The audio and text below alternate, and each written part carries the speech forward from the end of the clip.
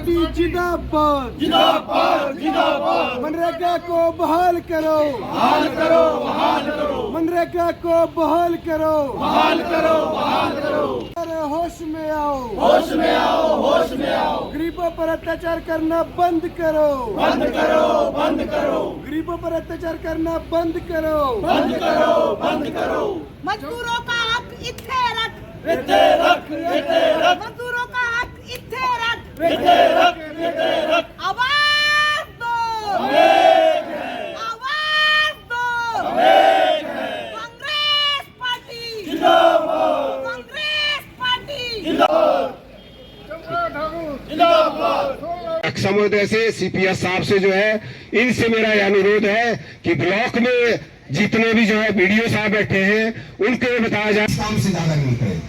अभी क्या किया कांग्रेस पार्टी ने, क्या किया, जब उसको खोला कि ओपन किया तो अभी बीजेपी ने क्या कर दिया, 2023 में डिजास्टर था तो कांग्रेस पार्टी एक ऐसी सरकार थी उसमें ओपन रखेगा। आप जो है बड़े बड़े डैम उड़ाएंगे, जो उधर से जो कौन से डैम उड़ाएंगे आप, जो इसमें मनरेगा के अंतर, मनरेगा में तो जो है गरीब।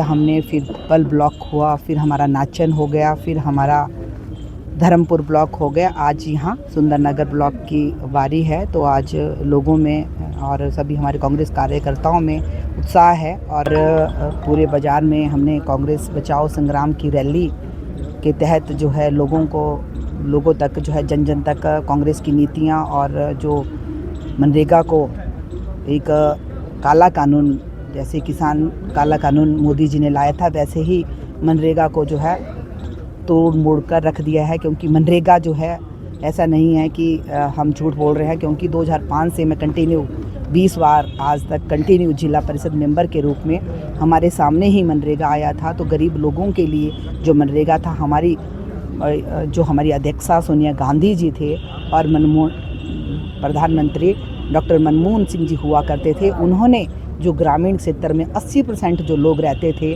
ग्रामीण क्षेत्र बहुत दयनीय स्थिति थी, शौचालय नहीं होते थे, तो उन्होंने मनरेगा जैसी गारंटी वाली कानून बनाया कि लोगों ग्रामीण क्षेत्र के लोगों में जो शहर तक नहीं पहुंच सकते, ना अपना घर द्वार छोड़ सकते थे, वो अपने घर द्वार में ही पशुधन की भी करते थे, अपने बुज़ुर्गों की भी करते थे और बच्चों की भी करते थे, और घर द्वार में ही उनको 100 दिन की गारंटी दी थी हमारे कांग्रेस सरकार ने कि आपको घर द्वार में पैसा भी मिलेगा और रोज़गार भी मिलेगा। अब जो है इसको तोड़ा गया है। चाहे पीएन भी रिटायर हुआ होगा, उसके परिवार के भी कोई जॉब कार्ड नहीं बनेगा, ना उसको काम मिलेगा। पहले चाहे पीएन था, चाहे आर्मी से रिटायर थे, चाहे टीचर लोग थे रिटायर, चाहे टीचर प्रिंसिपल थे, उनके घर में भी जो उनकी पत्नी थी जो जैसे अपने खेतों में काम करती थी, वैसे ही वो मनरेगा में भी काम करते थे, क्योंकि उनके खेतों का खुद में लैंड डेवलपमेंट, भूमि सुधार के काम थे। हमारे गौशाला जैसे बनती थी गांव में, सभी ने बनाई और टैंक बनवाए। तो अब जो है ये कोई कानून इस तरह से बनाया गया हुआ है ना, ग्राम सभा कोई औचित्य नहीं रहा, प्रधानों की पावरें छीनी गई। प्रधान पहले काम करवाता था, अब जो है ठेकेदारी प्रथा हो गई।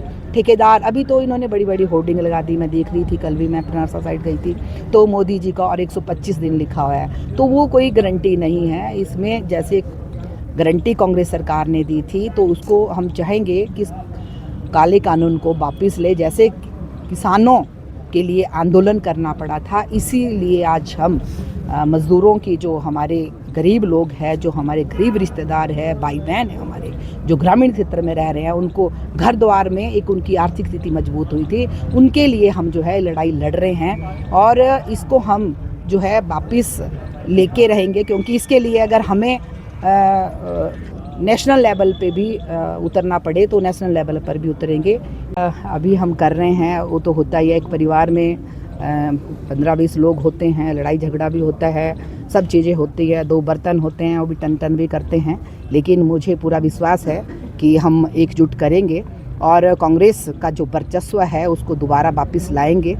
ये मैं आपको पूरा विश्वास दिलाती हूँ और 10 की 10 सीटें जो है कांग्रेस की झोली में डालूंगी और कांग्रेस सरकार को दोबारा रिपीट करेंगे। क्योंकि माननीय मुख्यमंत्री जी ने जो काम शुरू किया है, अगर ये तो हमारे जो इस तरह से हो रहा है, ये तो ऐसा चाह रहे हैं, पहले हमारे विधायक इन्होंने किस तरह से ले गए आप सभी जानते हैं, उसके बारे में मुझे बताने की आवश्यकता नहीं है। उस तरह से आज हमारी सरकार को पूरा मोदी सरकार चाह रही है कि इसको जो है इसका गला घोंट दें। हमारा जो जिस तरह से आपने देखा बजट में, पहले मोदी सरकार ने कहा था कि हम जो है आपको 1500 करोड़ रुपए देंगे। 2023 में आपदा आई, कुछ नहीं मिला। 2025 में आपदा आई, कुछ नहीं दिया हम लोगों को। ये मेरी बात नहीं है, आप सभी जानते हैं कि हमारे को, चाहे बीजेपी वाले भी है, वो भी तो देख रहे हैं, उनके भी तो लोग यहीं रह रहे हैं, प्रदेश में ही रह रहे हैं ना। बीजेपी के लोग भी प्रदेश में रहे हैं, कांग्रेस के लोग भी रह रहे हैं, तो दुखी तो सब भी है। क्योंकि बीजेपी के लोग क्या है, मुंह से बोल नहीं पा रहे हैं, लेकिन घुटन तो उनको भी है। इस घुटन को निकाल दे ताकि वो दिल्ली तक उस घुटन को पहुंचा दे कि इस तरह से हमारे लोगों को कमज़ोर और कमज़ोर मत करो। क्योंकि पहाड़ी से तरह यहाँ पे कुछ नहीं है, कोई इंडस्ट्री नहीं है, कोई कुछ नहीं है, तो हमारे गरीब लोगों को गरीब करते जा रहे हैं। तो हम मोदी जी से चाहेंगे कि इस कानून को भी वापस ले और जो हमारा हक बनता है, जो हिमाचल का हक है, उसको भी दे। नहीं तो हमें इसके लिए भी लड़ाई लड़नी होगी। बाकी आप सभी जानते हैं कि बजट में क्या हुआ क्या नहीं हुआ, इसके बारे में आप देख रहे हैं किस हालात में हमारे माननीय सुखविंदर सुक्खू जी सरकार चला रहे हैं। क्योंकि इनको ज़्यादा दुख तो यही हुआ है कि ओपीएस की बहाली, क्योंकि जो ओपीएस की बहाली हुई है, मोदी सरकार चाहती है कि ओपीएस को वापस ले, पर हमारे माननीय मुख्यमंत्री जी सरकार चलाने में सक्षम है। वो चाहे पैसा हो चाहे नहीं हो, फिर भी चला रहे हैं। आप देख ही रहे हैं, उन्होंने गरीबों के हितों की लड़ाई और जनहित में वो सोच रहे हैं। तो इसके लिए माननीय मुख्यमंत्री जी का भी हम धन्यवाद करना चाहेंगे।